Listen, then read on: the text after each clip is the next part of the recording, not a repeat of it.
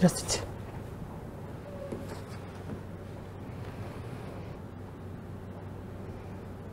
Шапку и очки снимите, пожалуйста.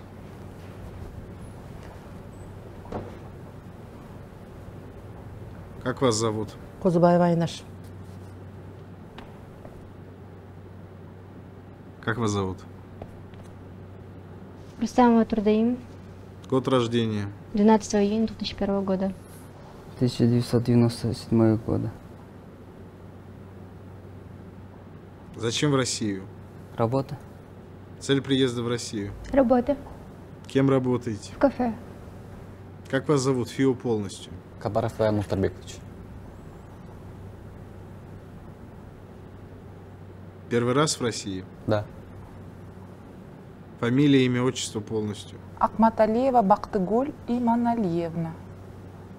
Цель приезда в Россию. Работа. Кем работаете? Пока не знаю. Первый раз в России? Нет.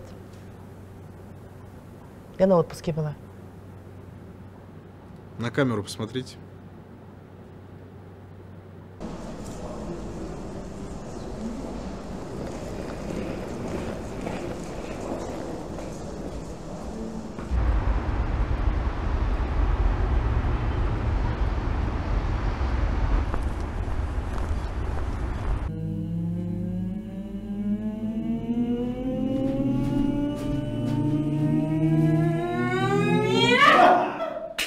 Так. О, катту.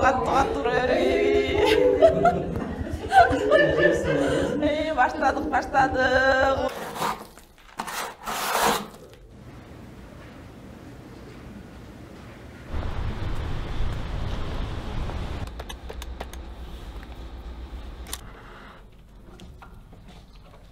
Эч ким көрбөш керек сен келгениңди.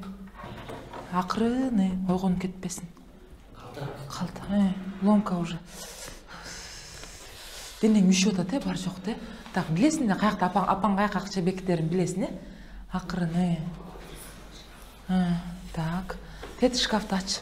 Данияр, сен эмне тарындың бе? Ой, Данияр, сен чын эле тарындың бе? Я забыла, о, господи.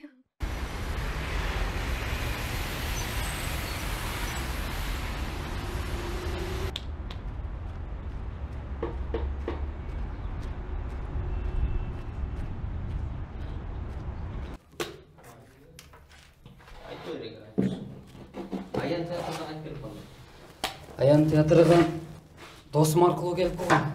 Ал досым дәле группадан тапқан бір жерге тапқан. Аны екеуіміз келіп қойғанбыз, екеуіміз шоу келгенбіз. Актерский. Театр актер. Бибистара Вишеналиева университетіге тапсырған актерский. Ал жақта ошо 2 жылда оқып қалдым. Долгай алдым да. Неге актерский? Актерскийге қызығам актер болғанға. Ішінемден берілді.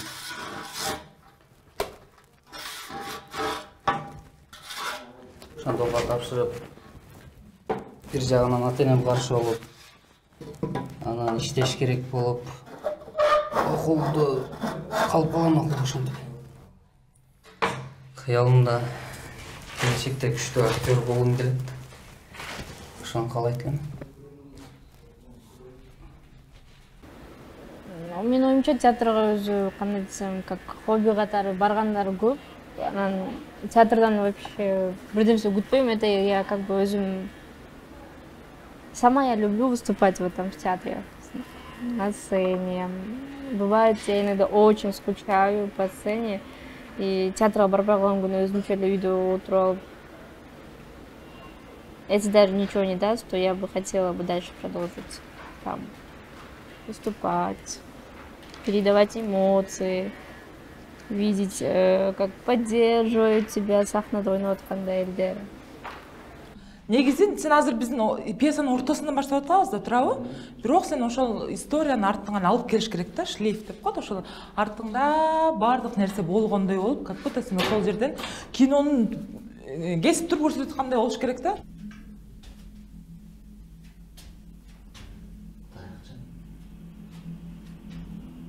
Көш. Көш дейм. Башың ооруп атат. Башың ооруп атат. Путуң ооруп атат. Театрга келгенде кээде баягы жумуштун айынан келе албай калган күндөр болот, кечиккен күндөр болот. Кээде театрга келгенде жумуштан кече эле болгон сыяктуу конфликттер болуп кетет мисалы.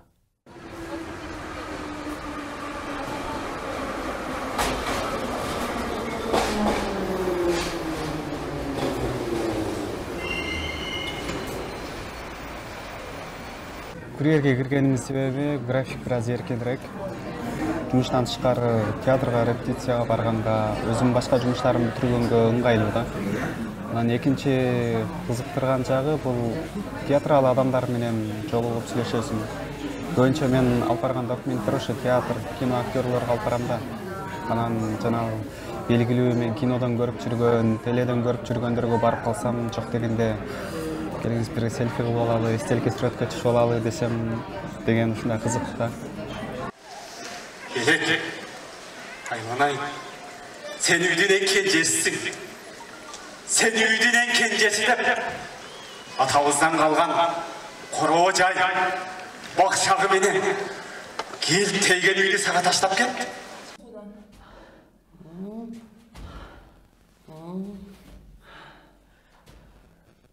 Sen төрөйүн деген келиндерге окшоп атасың. Масым. Колу отаткан келиндер деп болсун.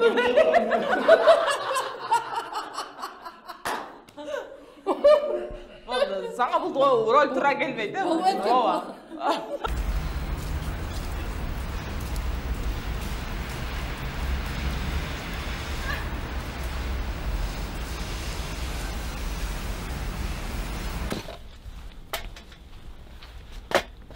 Ой, менің группалаштарым көрсе өлді ғой. Уянғам да. Алар билишпейт менің тиштеп жүргенімді. Ай, құда. 20. Мне нужно 9:002.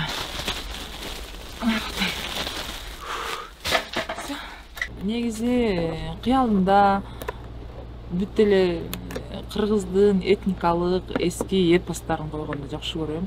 Кыргыздар өтө биз эпоска бай өлкөбүз, анткени кыргыздарда 40тан ашык эпос бар. Ошолорду койгонду аябай каалайм. Современный стилде азыркы жаштарга уккулуктуу, көргүлүктүү кылып ошолор унутпаш үчүнчү. Анткени акырын унутуп баратат. Азыр, например, Жаныш Байышты сура бирөөдөн, кимден, даже школьный программада жок, унутуп баратат. Курманбекти сура, унутуп баратат. Кыз Сайкал баарын унутуп баратышпайбы? Кыргыздын кандай батырлар, кыздары болгон. Ошол жаңы Мырза Кыз Сайкал ушул жөнүндө негизи кыргыздын эпостарын аябай койгум келет. Анткени өзүм көп жыл мурун Кыз Сайкалды ойногом Кыргызстанда. Ошондон кийин эпостарды аябай жакшы көрүп калгам. Негизи тилегим ошо эпостарды койгум келет.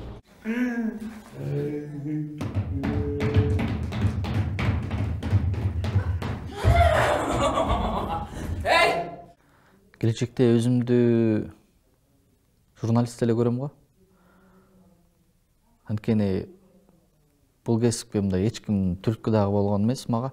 Мына кесип жакшы мындай деп өзүм тандагам, өзүм журналист болом деп.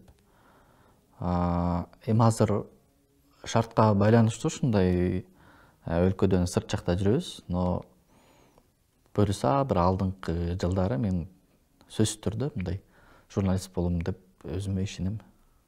Бул жакта жаштар боюнча театр, искусство деп мындай өздөрүнүн жанагындай белгилүү жазуучулардын бардыгында изилдеп, иликтеп жүрүшөт экен буларчы. А биздикилер мындай TikTok, Instagram ушул сыяктуу.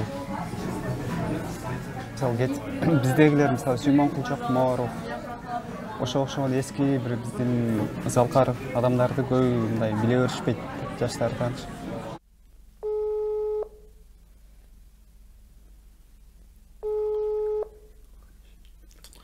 Албай атат кашайып. Ким? Турдайым. Соединениеге тутабы. Амина мен сүйлөшө албайм деди. Сабал болуп жумушум көп болот дейт. Байыштагы жазып жүрүптүр. Не деп? Бүгүн бара албайм го, мени жумуштан чыгарбай жатышат дейт.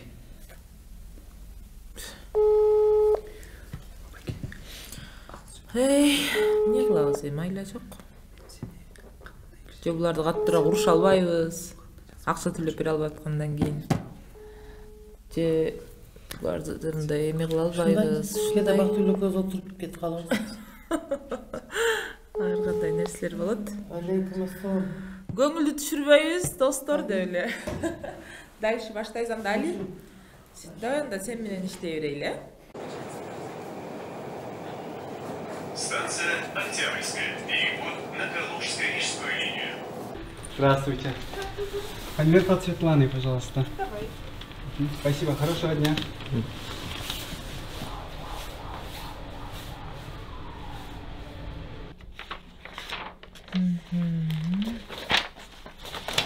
Муказы тайта китепканын толтура салып алып. Али кандайсың?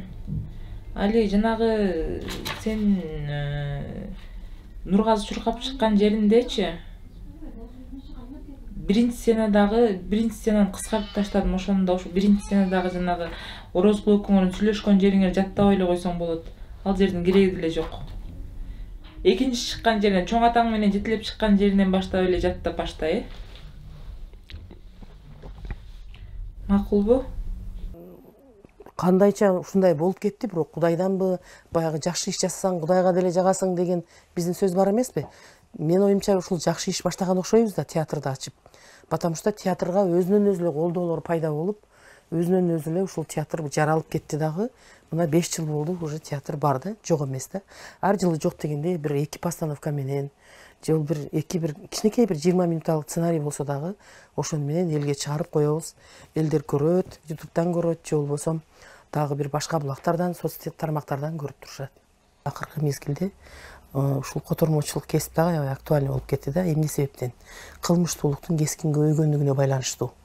Кылмыштуулуктун көбөйүшүнө эмне себеп деп сурап жатасыз. Бул себеби ушул биздин өстүргөн балдардын, ушул жака миграцияга келген жаштардын билиминин жетишсиздиги, аң сезимдин жетишсиздиги, тардыгы, маданияттын жетишсиздиги, ушулар толук себеп деп айта алам. Кара болуп турабы, бул серый болуп турат. Таба албасаң да, таба албайм мен деп айтпайсыңбы? Кечинде бир жактан азырактан табабыз эми азыр, билесизби? Кече ушул болобу дейсиң, Ким айтты сага болот деп? Карашым айлап келди. Ким айтты? Мен сени. Ким айтты? Андай киши экен. Ким айтты? Айнашчы айтты. Ким айтты? Сенин. Карашым болсо Кара болуп турабы азыр? Кайсы свет болуп турат? Чындыгында да тазалап коеюнчу сизди. С днем рождения. Все? Несу.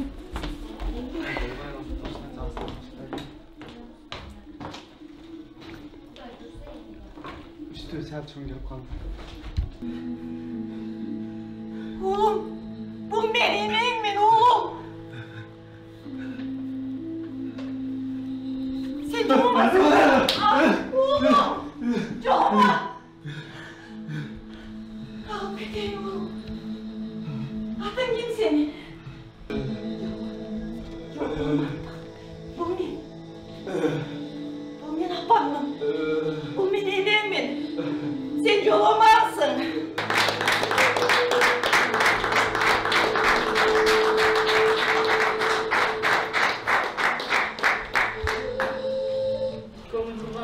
Рахмат Бактыгүл. Биздин театрдын режиссеру Бактыгүл Акматалиева. Азаматтарым десе.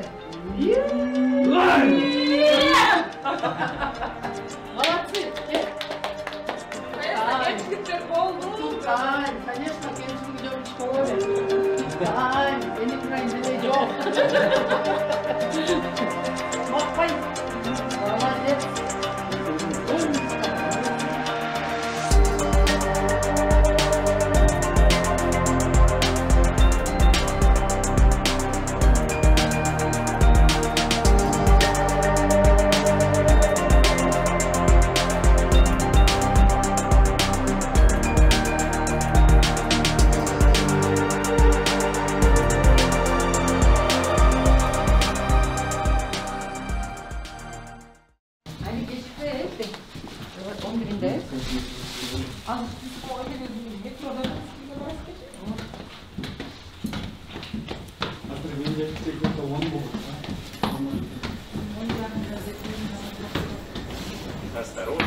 Двери закрываются.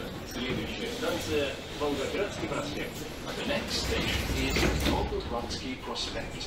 Уважаемые пассажиры,